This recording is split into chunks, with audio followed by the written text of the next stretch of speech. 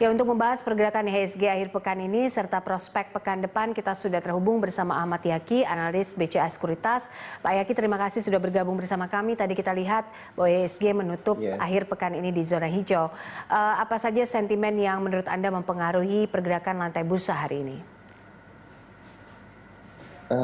Masih terkait dari Undang-Undang Cipta Kerja sendiri, positifnya masih memang dari situ belum ada katalis baru. Data retail yang kemarin dirilis juga nggak begitu bagus, walaupun masih cenderung naik, tapi masih lebih rendah dari sebulan sebelumnya. Jadi memang tidak ada katalis positif lain selain dari Undang-Undang Cipta Kerja itu sendiri. Cuman dan memang kalau dilihat semua sektor optimis bahwa ini akan bisa mengangkat IHSG lebih jauh lagi sih. Oke, seperti apa Anda melihat bahwa pasar merespon tentang Undang-Undang Cipta Kerja yang saat ini masih cukup kontradiktif begitu di masyarakat? Apa pengaruhnya terhadap lantai bursa kita dalam 2 hari ini? Ya, beberapa poin yang sudah banyak dibahas kan, beberapa poinnya salah satunya di properti. Asing udah bisa memiliki properti di Indonesia, lalu juga di telco, masalah network sharing dan kebijakan di daerahnya, lalu untuk di manufacturing sendiri, efisiensi birokrasinya akan lebih simpel, dan juga kebijakan dibantu dari kebijakan tentang Undang-Undang Nomor 2 2020 tentang kebijakan stabilitas keuangan, dan ini memang saling mendukung ya, dalam artian ini membuat investor domestik terutama lebih optimis bahwa recovery ekonomi di Indonesia akan lebih cepat sih dari yang diperkirakan sebelumnya. Baik. Kemudian kalau kita lihat untuk pengaruh dari jelang Pilpres di Amerika sendiri, seperti apa pengaruhnya Pak Yaki, dan juga soal paket stimulus Amerika? Harusnya lebih positif ya, karena kan setelah kemarin Presiden ternyatakan positif COVID lalu sembuh dan kembali untuk bertarung lagi dalam Pilpres, ini harusnya menjadi sentimen positif buat market global, karena bagaimanapun juga Trump juga sudah mulai memberitakan bahwa dia siap untuk berunding kembali terkait kebijakan stimulus yang akan dilakukan. Jadi memang keduanya cenderung positif sih untuk global. Dalam artian Pilpres masih akan berlangsung sesuai jadwal, jadi tidak ada yang tertunda ataupun tidak jadi, dan kebijakan stimulus juga masih akan dibicarakan baik dari pihak parlemen US maupun dari presidennya sendiri. Oke, soal sektor-sektor ini yang hari ini menguat dan juga melemah, prediksi Anda dan juga analisa terhadap beberapa sektor yang dari sisi pertambangan, mungkin sektor pertambangan ini menguat, namun untuk industri dasar justru melemah. Seperti apa Anda melihatnya?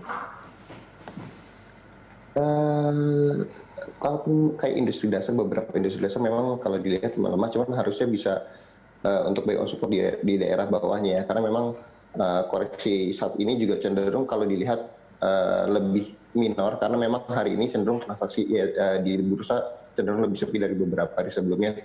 Mungkin orang masih akan melihat Sabtu Minggu seperti apa dan Senin seperti apa, cuman harusnya masih cenderung positif, karena bagaimanapun juga efek dari Undang-Undang Cipta Kerja ini harus lebih positif, dan walaupun kita masih menunggu undang-undang turunannya dan peraturan turunannya seperti apa di akhir Oktober nanti.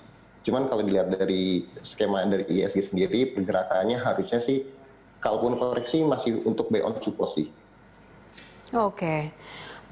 Lalu rekomendasi Anda Pak Yaki untuk awal pekan depan seperti apa? Sektor apa yang dapat dikoleksi?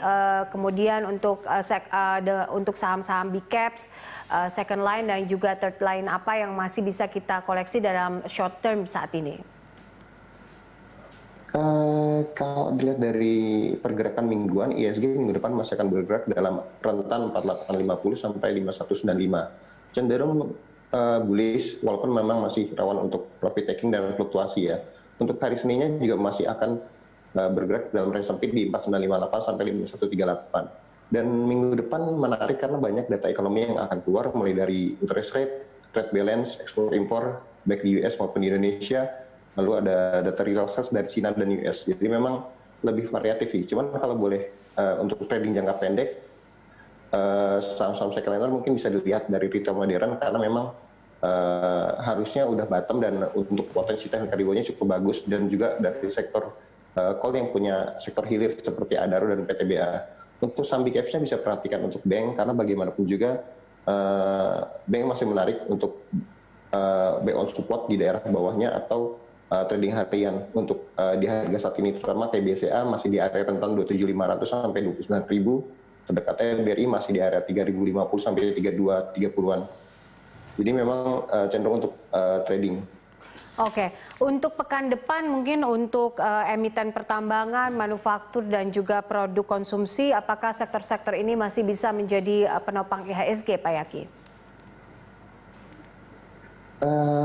Basic industry masih bisa, karena bagaimanapun juga basic industry dan consumer bobotnya masih cukup besar untuk IHSG. Jadi memang seperti ICBP itu masih bisa untuk buy on support di area bawahnya, dan Indofood. Cuman kalau untuk dan basic industry juga bisa seperti Astra dan Semen Indonesia, lalu Indosemen juga masih bisa untuk trading harian ya, karena memang sektor saham-saham ini juga masih jadi penggerak untuk IHSG sendiri. Cuman kalau untuk dari mining sendiri memang call cukup menarik karena harganya udah koreksi cukup dalam. Cuman kalau dilihat dari sektornya harusnya ada recovery karena ada permintaan dari China harusnya sudah mulai membaik seiring dengan pemulihan ekonomi di sana. Cuman kan yang harus dilihat lebih jauh adalah undang-undang cipta kerja yang baru menaikkan mengenakan PPH di call-nya ya. Cuman membebaskan hilirisasinya dari call sendiri. Jadi memang dua sisi sih Mbak. Dan ini mungkin lebih bagus untuk saham-saham seperti Adaro dan PTBA yang punya hilir dari call itu sendiri. Cuman kalau dari mining lainnya seperti emas dan nikel, ini harusnya baik sih untuk trading seperti Antam, MDK, dan Inco. Oke, baik. Untuk pekan depan, apakah IHSG masih bisa bertahan di zona hijau dan seperti apa prediksi Anda terhadap level support dan juga resistennya? Weekly masih ada di area 4850 sampai 5195, cenderung menguat walaupun masih akan fluktuatif karena memang kita tadi udah bahas bahwa masih ada beberapa sentimen yang positif, mulai dari data keuangan yang seperti suku bunga dan trade balance di Indonesia dan ekspor impor, lalu di US juga ada inflasi, jobless claim, ekspor impor dan crude oilnya seperti apa, lalu retail sales, dan dari China juga ada trade balance dan ekspor impor dan inflasi serta retail sales. Jadi memang data ekonomi juga cukup padat di minggu depan, plus mulai rilisnya laporan keuangan kuartal ketiga 2020. Ini jadi harusnya bisa jadi sentimen positif tambahan sih, karena bagaimanapun juga banyak yang dari pelaku pasar modal yang berharap bahwa di kuartal ketiga bisnis sudah mulai membaik, harusnya kondisi dari laporan keuangannya cenderung lebih bagus daripada kuartal 2 dan sebelumnya itu sendiri. Oke, baik. Pak Yaki, terima kasih untuk analisa dan juga waktunya bersama kami dalam closing market hari ini.